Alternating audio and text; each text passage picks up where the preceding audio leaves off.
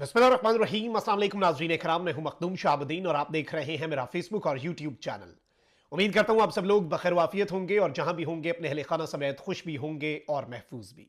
17 मई 2025 हफ्ते का दिन भारत में पाकिस्तानी जासूस पकड़ी गई है। इस जासूस ने पाकिस्तान का दौरा भी किया। 2023 में यह पाकिस्तान आई और इसका ताल्लुक पाकिस्तानी हाई कमीशन के ओहदेदारान से बताया जा रहा है। इस जासूस के हवाले से बड़ी इंटरेस्टिंग डेवलपमेंट्स हैं जो आपके सामने रखनी है। ये इंटरेस्टिंग भी हैं डेवलपमेंट्स और तशवीशनाक भी हैं, क्योंकि ये जासूस जो खातून पकड़ी गई है, जिसे बाज़ाब्ता तौर पर गिरफ्तार कर लिया गया है, ये सेलिब्रिटी भी है, यानी इसकी फैन फॉलोइंग भी है, ये मशहूर भी है और इसके हवाले से कुछ एक्सक्लूसिव डिटेल्स हैं जो मैं आपके सामने रखूंगा। वहीं दूसरी जानिब एक और इंतहाई तशवीशनाक अपडेट, अमरीकी एयरफोर्स का जहाज जो है वो भारतीय फजाइया के पास पहुंचा है और भारतीय मीडिया इस वक्त क्या रिपोर्ट कर रहा है। यानी एक जानिब डोनाल्ड ट्रंप की स्टेटमेंट्स हैं जो कि वाज़े तौर पर भारत के खिलाफ हैं, तो वहीं दूसरी जानिब भारतीय फजाइया के जो लोग हैं वो अमरीकी फजाइया के साथ जो कॉपरेशन इन पिछले दिनों के अंदर बढ़ा रहे हैं और जो आज डेवलपमेंट हुई है वो जरूर तशवीशनाक है और वो सवालात भी उठाती है। इसके साथ ही साथ पाकिस्तानी ड्रोन हमले में दुश्मन का भारी नुकसान हुआ है और आज एक बहुत इंपॉर्टेंट डेवलपमेंट हुई है, एक बहुत बड़ा हमला किया गया है जिसमें टारगेट्स अचीव हुए हैं, जिसमें दुश्मन को उड़ाया गया है। इस हवाले से भी डिटेल्स आपके सामने रखनी है। जिन लोगों ने चैनल को सब्सक्राइब नहीं किया, सब्सक्राइब भी कर लें और लाइक, कमेंट और शेयर करना मत भूलिएगा। नाज़रीन किराम, सबसे पहले तो अब गवाहियां आना शुरू हो चुकी हैं। पाकिस्तान और भारत के दरमियान जो मामलात चल रहे हैं, जो इस वक्त डेवलपमेंट्स हो रही हैं, वो हम सबके सामने हैं। भारत अभी भी वॉर मॉन्गरिंग कर रहा है, भारत अभी भी तैयारी कर रहा है, भारत के हवाले से अभी भी ये कंसर्न है कि वो पीठ पीछे वार करेगा, वो कमजर्फ दुश्मन से। जाहिर बात है जब पाला पड़े तो ये तो उसके साथ आती हैं चीजें ना। लेकिन इस वक्त एक चीज याद रखिएगा कि भारत को जरूरत भी है। नरेंद्र मोदी एक जानिब तिरंगा यात्रा करवा रहा है, तो वहीं दूसरी जानिब सारी सियासी जमातों की 7 कमेटियां बनाई हैं जो मुख्तलिफ ममालिक में जाकर ऑपरेशन सिंदूर के हवाले से आगाही देंगी कि कैसे ये हमारी फतह है। लेकिन अब इस सब में आप ये देखें कि सीनियर दिफाई तज्जिया निगार हैं परवीन सानी, ये बेसिकली भारत से ताल्लुक रखते हैं। मैं इनकी गुफ्तगू आपके सामने जरूर चलवाना चाहूंगा, आप इनकी गुफ्तगू सुने कि ये क्या कह रहे हैं, फिर आगे बढ़ते हैं और जो इंपॉर्टेंट अपडेट्स हैं उन पर आते हैं। लेकिन रिकॉर्ड की दुरुस्ती जरूरी होती है ना, तो उसके लिए जरा ये वीडियो देखिए। गलत फहमी है इन लोगों के दिमाग में कि पाकिस्तान जो है वो कमजोर मिलिट्री है। देखिए, पाकिस्तान में बहुत प्रॉब्लम्स होंगी, पर जहां तक मिलिट्री का ताल्लुक है वो हमेशा हमारे साथ उन्होंने compete किया है। इस बात को समझना है। अगर आपको कन्वेंशनल वॉर में आप compete कर रहे हैं तो न्यूक्लियर वेपन की बात कहां से आ गई? न्यूक्लियर वेपन वो इसलिए लाते हैं क्योंकि उनकी ज्योग्राफी नैरो है, बहुत सारे उनके जो टाउन्स है, लाहौर है, वो बिल्कुल सटे पड़े हैं हमारे बॉर्डर के साथ। तो वो इसलिए लाते हैं कि कहीं अचानक कुछ हो जाए तो उनको पता होना चाहिए हमारे पास न्यूक्लियर वेपन है, पर वो इस्तेमाल नहीं करेंगे कभी भी, उनको जरूरत ही नहीं है। और अब तो आप देख लीजिए ना, चीन उनके साथ खड़ा हुआ है। चीन ने 2019 के बाद जब हिंदुस्तान की सरकार ने 370 और 35A हटाया जम्मू कश्मीर से, तब से चीन का सब लीडर शी जिनपिंग से नीचे तक बोल रहा है कि हम पाकिस्तान की सिक्योरिटी और सॉवरेनिटी को सपोर्ट करते हैं। आप इसका मतलब क्यों नहीं समझ रहे हैं? ये मान लेना कि हम जाके उनको अंदर से घुस के मार देंगे और वो चुप बैठे रहेंगे, तो ये तो गलत बात है ना। क्योंकि देखिए उसका कारण क्या है, 34 साल से उनका प्रॉक्सी वॉर चल रहा है, 34 साल से, 1991 से। अगर आप में ताकत होती, आप खुद सोचिएगा, आपके व्यूअर्स सोचे, अगर हम में ताकत होती तो बदला कर देते ही है। आप सिर्फ दिखाना चाहते थे कि हम ताकतवर हैं, तो उसने रिस्पांस दे दिया आपको। हमने पहली बात मिलिट्री के मायने से हमने अपने इंडियन एयरफोर्स की और कमजोरियां दिखा दी। अब मैं उसका यहां बयान नहीं करना चाहता हूं इस समय। जी नाज़रीन इकराम, आपने ये गुफ्तगू सुनी, इसका ये हिस्सा सुनना जरूरी था ताकि आपको पता चले कि दुश्मन भी इस वक्त क्या बात कर रहा है, उसके मुल्क में क्या बात हो रही है और पूरी दुनिया तो पहले ही हमारी फतह का ऐलान कर चुकी है। अच्छा, वहीं दूसरी जानिब अब भारत जो है वो एक जानिब आपको मालूम है कि तुर्की के खिलाफ इकदाम हो रहे हैं, तुर्की के प्रोडक्ट्स को बायकॉट किया जा रहा है। तैयब एर्दोआन की बेटी की कंपनी है जो एयरपोर्ट हैंडलिंग करती थी 5 इंडियन एयरपोर्ट्स की, सेलेबी उसका नाम है। अब बाज़ाब्ता तौर पर इन्होंने उसकी सिक्योरिटी क्लियरेंस मुअत्तल कर दी। ये गवर्नमेंट की तरफ से इकदाम था। लेकिन अब मैं आपको यह भी बता दूं, एक और अपडेट है कि तुर्की की सेलेबी कंपनी जो है उसने इंडिया को सू कर दिया है और ये जो वजह बताई गई है वेग क्लियरेंस पुल बैक, यानी जो उन्होंने सिक्योरिटी क्लियरेंस ली है वो वेग है, उसमें कोई वजह नहीं बताई जा रही है। कहा जा रहा है नेशनल इंटरेस्ट के अंदर, कौमी मफाद में हम इनकी सिक्योरिटी क्लियरेंस ले रहे हैं। और मैं आपको वैसे ये बता दूं कि ये जो तुर्की और अजरबैजान के खिलाफ इकदाम कर रहे हैं, क्या इनसे पाकिस्तान के ये दोस्त ममालिक पाकिस्तान से दूर हो जाएंगे? कतन नहीं, एब्सोल्युटली नॉट, बल्कि ये और ज्यादा करीब आ रहे हैं।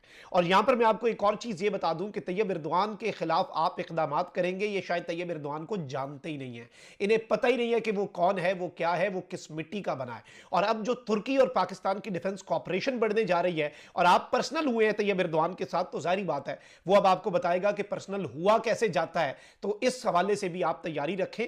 आप तो अभी तक चीन जो है उसकी पाकिस्तान के साथ डिफेंस कॉपरेशन बर्दाश्त नहीं कर पाई। ये नेटो रुकन है तुर्की, याद रखिएगा। तुर्की की जो इस वक्त मिलिट्री माइट है और तुर्की के जो ड्रोन्स हैं, अभी तो हमने इस्तेमाल नहीं किया, आपने सिर्फ इल्जाम लगाया, लेकिन जब हमने इस्तेमाल कर दिए आपको समझ भी नहीं लगेगी, क्योंकि बेरफ्तार TB2 ड्रोन से बात आगे जाकर आकिंजी ड्रोन पर आकर रुकेगी, जो लेटेस्ट वेरिएंट है, ये याद रखिएगा। इससे ज्यादा मैं अभी कुछ नहीं बता सकता। अच्छा, अब आगे बढ़ते हैं नाज़रीन किराम, कुछ बड़ी इंटरेस्टिंग डेवलपमेंट्स हैं भारत में। आपको मालूम है कि आए रोज कोई ना कोई गिरफ्तारी हो जाती है, आए रोज कोई ना कोई पाकिस्तानी जासूस पकड़ते हैं, लेकिन अब इन्होंने नाज़रीन किराम एक ट्रैवल ब्लॉगर और एक यूट्यूबर जो है उसे गिरफ्तार किया। और ये यूट्यूबर एक खातून है, ज्योति मल्होत्रा। इसे नाज़रीन किराम हरियाणा से इसका ताल्लुक है और इसे हिसार जो हरियाणा है वहां से गिरफ्तार किया गया है। और इस पे चार्जेस जो हैं वो एस्पनाज के हैं, यानी जासूसी के। और इस पर बेसिकली एक्यूजेशन क्या है? एक्यूजेशन ये है कि she shared sensitive information with Pakistani intelligence through platforms like WhatsApp and Telegram, यानी ये व्हाट्सएप और टेलीग्राम के जरिए पाकिस्तान की इंटेलिजेंस एजेंसीज तक हसास मालूमात पहुंचा रही थी।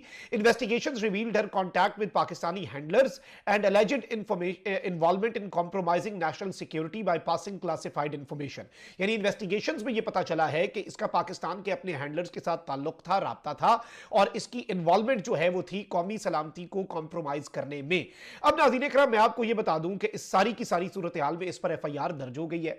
वैसे सवाल यह पैदा होता है कि एक ट्रैवल ब्लॉगर के पास हसास इंफॉर्मेशन है क्या जो इसने आगे पास की, लेकिन अब FIR यह है कि ये पाकिस्तानी हैंडलर्स जो हैं उनके साथ राब्ते में थी, टेलीग्राम, स्नैपचैट और व्हाट्सएप पर, और ये इंफॉर्मेशन पहुंचा रही थी। और इसके हवाले से ये बताया जा रहा है कि she was part of a delegation to Pakistan in 2023, यानी ये पाकिस्तान भी आई थी एक डेलीगेशन। और जाहिर बात है यार, मैंने इसका कंटेंट देखा है, मैंने इसका कंटेंट जब देखा तो ये बता रही है कि पाकिस्तान में ये स्ट्रीट फूड है, पाकिस्तान में ये चीज इतने की मिलती है, ये कंपैरिजन है। That was the only thing she was doing. लेकिन अब ये बता रहे हैं नाज़रीन किराम कि ये बेसिकली एहसानुर रहीम नामी एक शख्स के साथ मिली इस दौरे के दौरान, और जिसका नाम दानिश भी था, जो इसके साथ इसके भारत पहुंचने के बाद भी राब्ते में था। और इस सब के अंदर यह बताया जा रहा है कि इसे एक और बंदे से मिलवाया गया जिसका नाम था अली एहसन, जिसने इसे पाकिस्तान की इंटेलिजेंस एजेंसीज और सिक्योरिटी ऑपरेटर्स के साथ कनेक्ट करवाया। और इस सब के अंदर यह क्लासिफाइड और सेंसिटिव इंफॉर्मेशन उन्हें पहुंचाती रही। She reportedly admitted to storing their contact details under false names to evade detection. यानी ये कह रहे हैं कि ज्योति मल्होत्रा ने एक्सेप्ट कर लिया है, एडमिट कर लिया कि इसने उनके नाम भी सही सेव नहीं किए ताकि इंफॉर्मेशन ना मिले और डिटेक्ट ना हो सके। An act viewed by authorities as a deliberate attempt to conceal her ties to a foreign intelligence agent, यानी से एजेंसीज ये कह रही हैं कि ये एक्ट बाज़ाब्ता तौर पर ऐसे है। अच्छा, अब मैं आपको ये बता दूं कि इसका ट्रैवल चैनल जो है वो ट्रैवल विद जो है, और इसके 3,77,000 सब्सक्राइबर्स हैं, और ये एक सेंट्रल फिगर है। इसमें इसके ऊपर सेक्शन 3, 4 एंड 5 लगाया गया है ऑफिशियल सीक्रेट एक्ट 1923 का, और भारतीय न्याय संहिता जो है BNS का सेक्शन 152 लगाया गया है।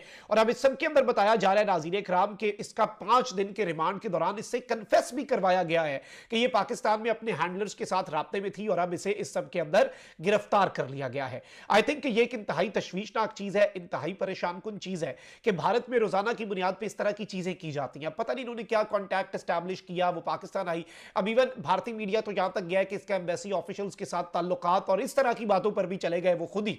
ऑल्दो इसमें FIR वगैरह में तो ऐसी चीजें नहीं है, लेकिन इसमें अब ये बता रहे हैं कि जी एनक्रिप्टेड तरीकों से और एनक्रिप्टेड प्लेटफॉर्म्स के साथ PIOs जो हैं, पाकिस्तानी इंटेलिजेंस ऑपरेटिव्स, उनके साथ रेगुलर इसकी कम्युनिकेशन पकड़ी गई है। वैसे मुझे ये सोचने में थोड़ी सी प्रॉब्लम हो रही है कि आखिर इसके पास ऐसी सेंसिटिव इंफॉर्मेशन आई कहां से। ये सवाल आप लोग इन्वेस्टिगेट करें ना, जो हम तक इसने पहुंचा दी। इस पर इनका मीडिया खामोश होता है, यानी ये बेतुकी बात भी करते हैं, लेकिन दिस इज अलार्मिंग।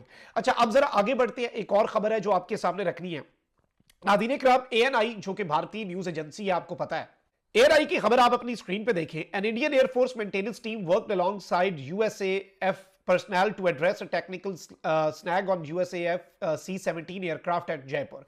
ये कह रहे हैं कि इंडियन एयरफोर्स की मेंटेनेंस टीम जो है उसने काम किया यूएस एयरफोर्स के पर्सनल के साथ। जो एक टेक्निकल इशू आ रहा था यूएस एयरफोर्स के C-17 एयरक्राफ्ट में, critical equipment was rapidly mobilised reflecting high coordination under logistic cooperation framework. Indian air force ने यह एलामिया जारी किया है कि जो चीजें चाहिए थी इन्हें वो पहुंचाई गई हैं और हाई कोऑर्डिनेशन की गई है और लॉजिस्टिक का एक पूरा फ्रेमवर्क है। इसमें इन्होंने तस्वीर भी जारी की हैं और यूएस की एयरफोर्स का C-17 तैयारा जो है उसकी मेंटेनेंस में भारतीय जो एयरफोर्स है उसने मदद की है। अब यहां पर बहुत से सवालात ये खड़े हो रहे हैं क्योंकि इससे पहले भी लोगों ने कहा कि अमेरिका के तैयारे पहुंच रहे हैं, अमेरिका के तैयारे जो हैं वो आकर यहां पर भारत की कोई मदद कर रहे हैं। ऑल्दो बहुत से मिलिट्री एयरक्राफ्ट जो आए थे उसमें वो लोग थे जिन्हें ट्रंप की नई पॉलिसी के तहत डिपोर्ट किया जा रहा है और इन्हें कमर्शियल एयरक्राफ्ट की बजाय लाद के वो भेड़ बकरियों की तरह हाँक के मिलिट्री एयरक्राफ्ट के अंदर भर के बंदे जो हैं वो वापस उनके मुल्कों में पहुंचाए जा रहे हैं। बहुत से तो ऐसे गए, लेकिन इस वक्त कंसर्न्स जो हैं वो बढ़ते जा रहे हैं